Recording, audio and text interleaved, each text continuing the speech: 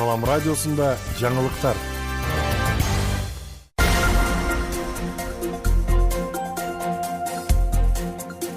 Саламатсыз бардактуу угарман жана көрүүчү, эфирде жаңылыктар чыгарылышы, аны мен Жасмина Сайдиманова тааныштырам.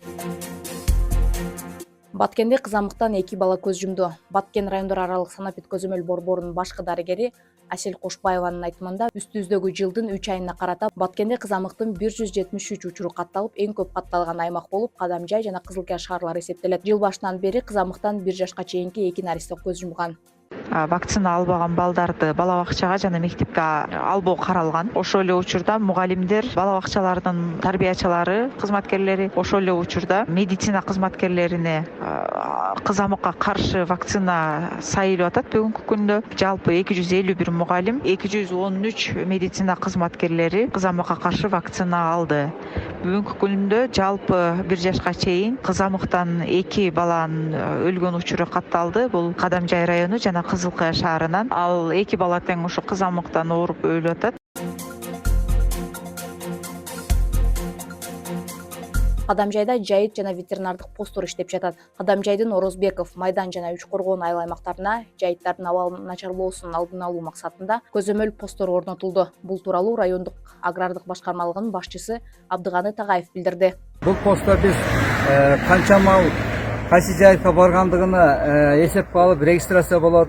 Анан жайыттарга чыккан малдардын жанагы эпизодикалык ооруларга каршы абалды туруктуу сактоо максатында ошолордун вакцинацияларын алып, ошолорду эмдөөдөн өткөрүп, анан жайытка чыгаруу, баягы жугуштуу оорулар жайылып кетпес максатында ушул постто бул жерде ветеринар дагы отурат, жайыт комитеттери дагы регистрация кылып, анан кайсы жайытка барат, ошол жайытка канча мал